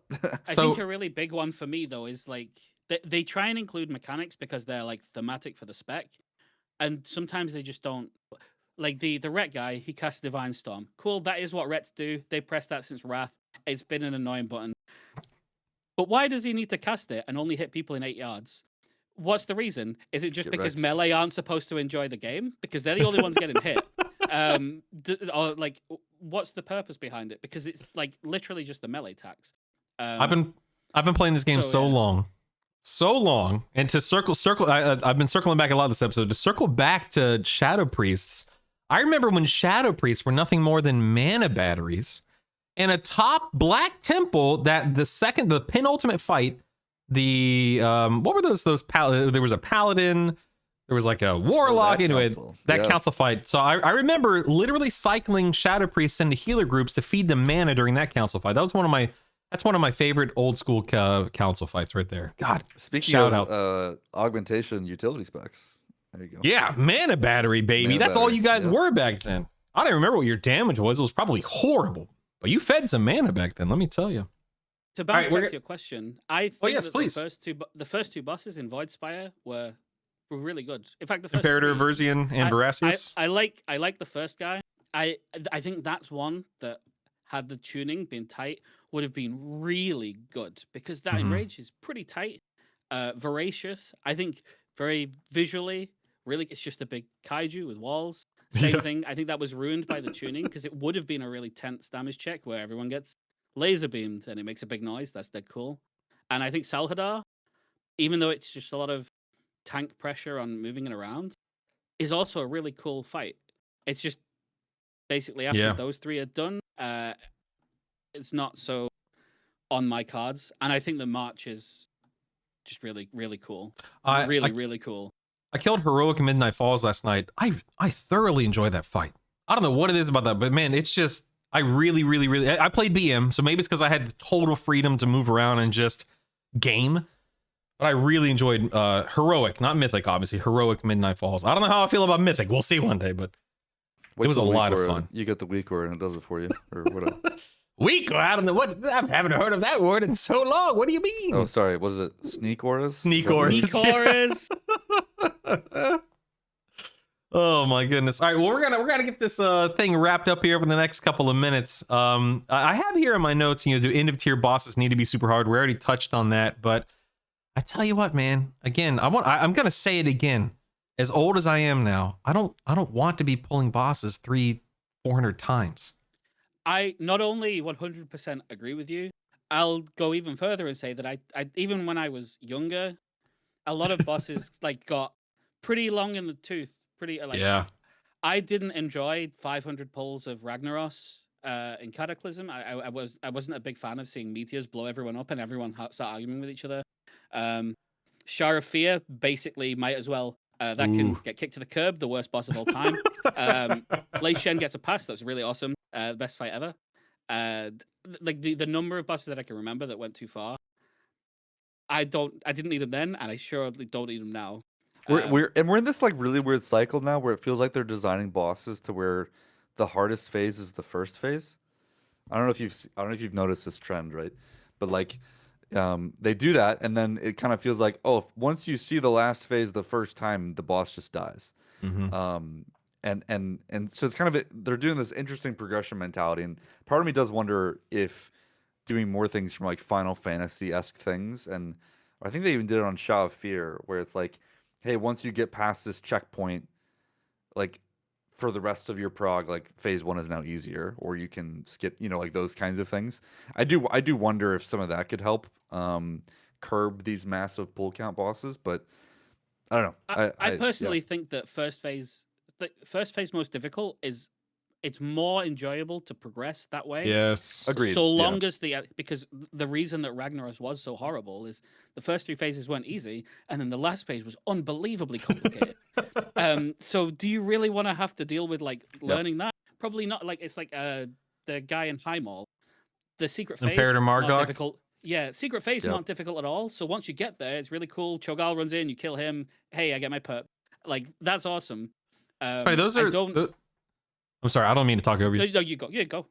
No, I was just gonna say, you just named 2 of my favorite fight. Like this is before Mythic, Heroic Ragnaros. I was guilty of a guild called Static back in the day, and Static, man, we worked so hard in that fight. We wound up 3 healing it. I remember our hunters shooting meteors at the wrong time. It was so wild and crazy. And then, dude, Mythic Imperator Margok, one of my favorite fights ever. God, I love that fight. There's something about Cho'Gall. Like when Cho'Gall showed up, I was just like, yes. It was just so much fun. I loved it. Oh my god. Rest in peace, secret phases. Yeah, I like the fights that last like maybe 200, 250. Yeah, that's like a nice spot where if it's really challenging, you feel like you've earned it, but you don't feel like you just want to take a break for 6 months and then maybe come back after. I'm going like 100 these days. You're not just completely sick of it. And if that's the last boss, that's a little different, right? Yeah. If that's the 3rd or 4th boss, then I'm just like, hey man, Painsmith, get out of here. What are we doing? I'm so glad I skipped that tier. Yeah, the back-to-back penultimate and last boss being hard every time that happens a tier, I truly hate it. It's the least like Tomb of Sargeras is my trauma raid because Avatar to kill Jaden is the worst. I'm not trying to cut you off. I'm so sorry. I hate talking over people, so forgive me. Do you guys think that they will, after the Race of World First in the next, X hours or day or whatever, do you think they're going to hard nerf those 2 bosses, or do you think that they're going to naturally let 1,000,000%. do you think they're going to naturally let the gear and everything? I will never play those bosses. No, they're gonna get nerfed from the ground. I I don't know genuinely what they're feel gonna like do, but yeah. it was a reaction because they didn't Oh, get a chance absolutely. to fix Void Spire from the classes. They Yeah. had to do something because everyone you was know- basically complaining at them. And so the easiest way to do that is, well, we've got 2 Yeah, bosses just left. crank Let's it. just crank the numbers Yeah. and make the damage check really high. I totally understand that people love to watch, myself included. I love to watch the Race to World first. It is genuinely something that I look forward to and enjoy. And you know, as long as they tune things back down, that's fine. But man, like you said, Public, I don't want to progress on Belleran. Is that the name of the bird, right? Belleran. Yeah. And Lura, Midnight Falls, and their current. And I know I'm not going to. I know they're gonna nerf him, of course, obviously. But it's just not for me, man. I'm too old. I don't know. Too old. Yep. Too old. Well, you guys are fantastic. We're gonna go ahead and wrap this up here. We got 1205 coming out in, I don't know what, 3 weeks, whatever it is. 1207 is not that far off. Like better than ours. So Yeah, that's bonus cool. rolls, man. Oh I'm yeah, excited. the Void Forge, right? Yeah, there's like dinars mixed with bonus rolls. That's really cool. right. It's gonna be fun. Yep. Yeah, man. Yeah, We're now I what, can get my puzzle halfway? box and not complain. There you go. Yeah. Good point. We're halfway through building the Void Forge in game, so that leaves us 3 weeks until 1205. Then is that correct? Yeah. Something like that. Yeah. Yeah. Okay, Yeah, cool. the patch needs to come because the way that it works isn't in the game until that patch drops. So Right. they have to be lined up. I'm pretty sure. I heard. I have a note here, real quick. Profession resets might be coming in 1205. So if you I saw that too. Yep. that's pretty cool. If something here, I'll open that up real quick while I'm talking about it. This is on Wowhead. I'll link any of this important stuff in the in the YouTube description as I always do. But yeah, if you took some or some wrong specialization with your profession over the past few weeks, there might be a. I say might, And but rogues are getting AoE blind back. The most important. Change. oh, very nice, Deserved. very nice. Rogues are safe now. That's all they need. Yep. That's nice. Oh, I think we did have a question come in. One question from Twitch chat for Publik. How does it feel now that Psychic Link has not only surpassed Combustion's average number of changes per expansion, it has also surpassed Combustion's raw number of changes total? I think, memes aside, it's our tuning knob. So if it wasn't getting changed this much, I'd be worried because they built the spec around that being our tuning knob, right? So like you don't see anyone making fun of how often Lightning Bolt has been changed, or Chain Lightning has been changed, right?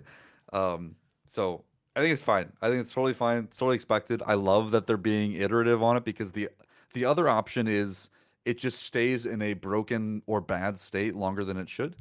So them adjusting it so often is a great thing. Like that just means they're trying to every patch make sure it fits in the right spot. Now, it has gone a little crazy or a little too low, a little too high sometimes, but I will never complain about them tweaking and balancing the game. You know, I think it's a good thing. Now, I think we have other modifiers that I think they should explore and stuff, so they don't have to tweak it as often. But yeah, I think it's great, man. I think it's awesome. That's what they got. That's what they're working with. You guys have been fantastic. Thank you so much for taking time out of your weekend, especially on Easter of all days to be here. One last quick question for each of you, and then we're gonna get out of here. Anything specific you hope improves between now and 12.1 in the coming months? Wordup, you want to take this one first?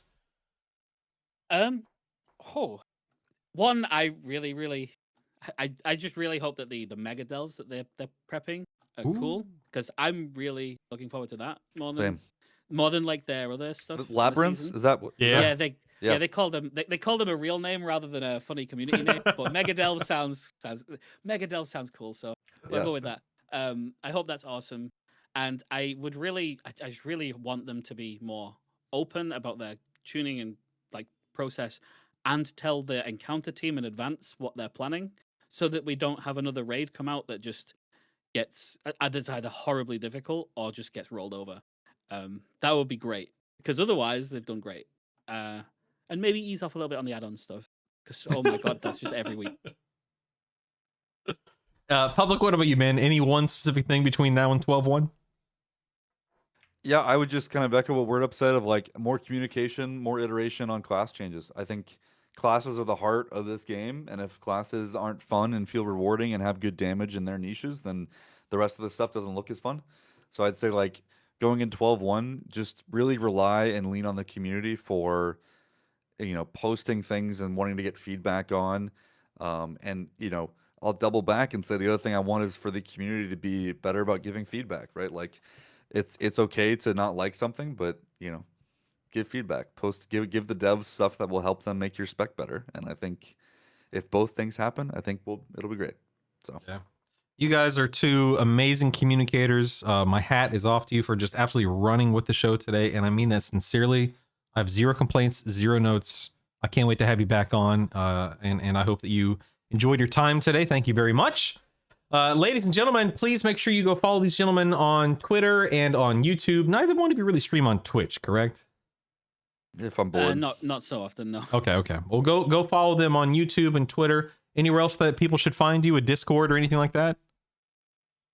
Oh, you can find me in all the class ones, but Yep. I'm in the shaman one, and they can also find like the work on Icy Veins and Wowhead from me. Oh, yeah, and yeah. Publik's Icy Veins as well for Shadow. Yes. So any relevant links, again, will be in the description below. If you're watching this on YouTube, if you're listening on Spotify, please make sure you like, share, comment. It actually helps a ton, as you know. And next week, I can for the first time in like 3 months, I can officially announce it, unless something weird happens. We've got Cybear back and Tactics back next week. I'll be excited to sit down with those guys. Looking forward to talking to Tactics about tank stuff, because like you guys were saying earlier in the episode, the tanks are a lot of fun right now. And, we got Brewmaster changes, and we got like, what is it? Prop Paladin, Blood DK, Guardian Druid. A couple of other things are being, I think, buffed this week. So be really interested to pick his brain. But get out of here, gentlemen. Thank you for being here. My name is Brutal. We've got Wordup over here. We've got Publik over here. Like I said, go follow him, go sub to him, go hang out with them. Let them know how much you appreciate their hard work. You guys are awesome. This is Brutally Honest, See you. It was a a WoW pleasure. podcast. We'll see you next week.